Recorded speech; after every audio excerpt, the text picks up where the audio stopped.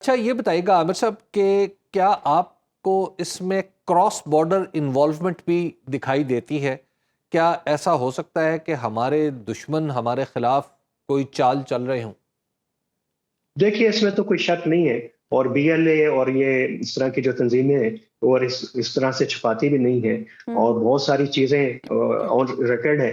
सबसे बड़ा इम्पोर्टेंट तो ये है कि जहां से हमारा पाकिस्तान और इंडिया का मामला जब खराब होना शुरू हुए थे, उससे पहले शर्म शेख के अंदर उस वक्त के वजीर आजम यूसुफ रजा गिलानी ने मनमोहन सिंह को पहला डोजियर दिया था। और वो सारा जो डोजियर था, इंडिया की इन्वॉल्वमेंट थी बलूचिस्तान के अंदर। और उसमें इंडिया ने उस वक्त ऑफिशियली उसको कंसीडर करने का फैसला किया था कि यकीनन इसको हमने आगे लेके उसको चलना है। और बीएलए भी हम्म। इस तरह के छुपाती नहीं है इस तरह के मामला को।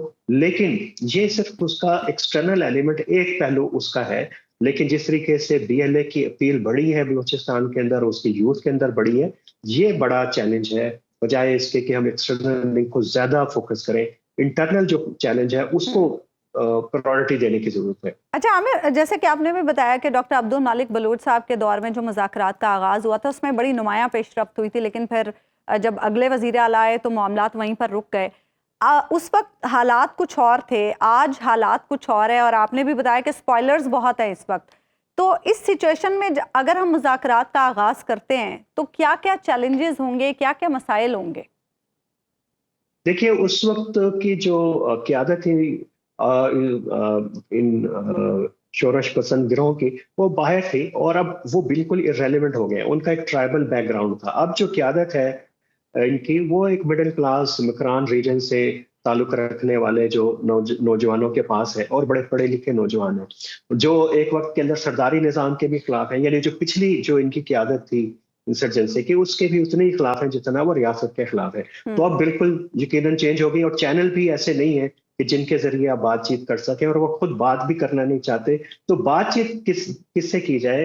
वो बातचीत हम कह रहे हैं कि उन्हीं से की जाए जो इस वक्त मेजर स्टेक होल्डर हैं, जो रियासत की पॉलिसियों की वजह से कमजोर होते जा रहे हैं। वो बलोच है। बलोचों की सियासी क़यादत है, बलोचों की सिविल सोसाइटी है, आम बलोच है, ये बलोच नौजवान है, उसके साथ बात की जाए। लेकिन लेकिन हमारा इसकी देखिए, हिकमत अमली हमारा क्या एक हो? नैरेटिव पिछले कुछ दिनों में सामने आया है कि हमने बलूचिस्तान के अंदर होने वाले जो जलसे थे या एहतजाज थे, और कुछ इस तरह की ऑडियोज़ भी आई जिनसे ऐसा लगता है कि कोई क़ुव्वत है जो हमारे ही लोगों को हमारे ही खिलाफ इस्तेमाल कर रही है, और वो बज़ाहिर रंग उनका पॉलिटिकल है।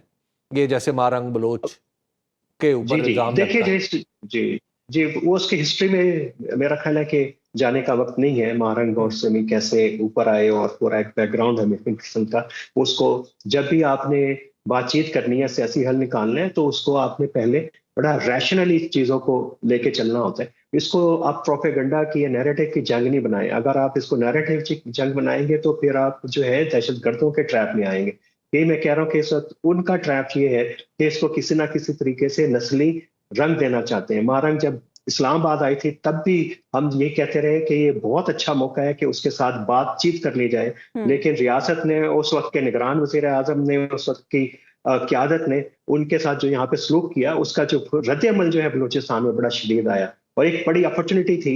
और अभी भी यही है कि अपने आसाब के ऊपर, और जब रियासत के खिलाफ नारा लगना शुरू हो, मेरा ख्याल है कि ये बिल्कुल सही वक्त है कि बातचीत का आगाज कर दिया जाए, इससे लेकिन पहले कि आमिर, वो क्या नारा आप जो है समझते नैरेटिव हैं बन कि जाए। इस वक्त हमारी रियासत के लिए कैटेगराइज करना आसान होगा कि किससे बात करनी है, किससे बात नहीं करनी? देखिए, उसमें सबसे बात करनी है दहशतगर्दों के अलावा। हम्म। बातचीत का मकसद क्या है? बातचीत का मकसद ये है कि जो आम बलोच की जो आम शिकायतें हैं, उसके तहफुजात हैं, उसके ऊपर बात करें। आप जब बलोच नेशनलिस्टों से, सोसाइटी से बात करेंगे ना, तो उससे क्या होगा? हम्म। उसमें दहशतगर्दों गर्द जो है आइसोलेट होना शुरू हो जाएंगे।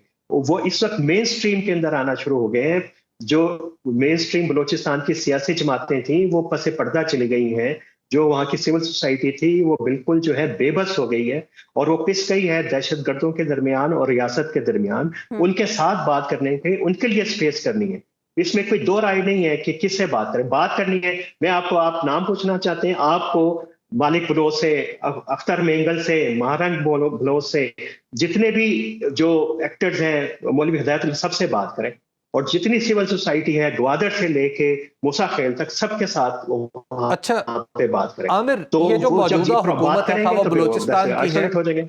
खा वो बलूचिस्तान की है, खा वफाक की है, इन दोनों के बारे में तासुर ये है कि ये इलेक्शन जीत के नहीं आए हुए हैं, ये किसी अरेंजमेंट के तहत आए हुए हैं।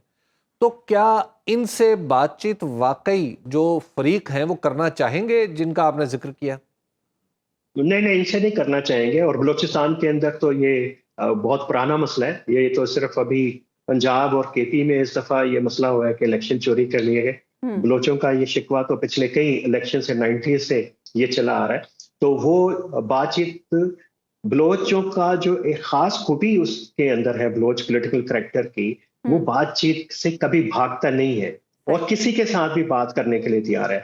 वो फौज के साथ भी बात करने के लिए तैयार है, वो बाकी इदारों के साथ भी, वो सियासी क़यादत के साथ भी, वो उस क़यादत के साथ भी जो उनके ऊपर इम्पोज की गई है, उसके साथ भी बातचीत के लिए तैयार है। जब एक फरीक इतना ओपन है बातचीत करने के लिए, तो फिर मुझे समझ नहीं आती कि रियासत उनसे बात क्यों नहीं करती।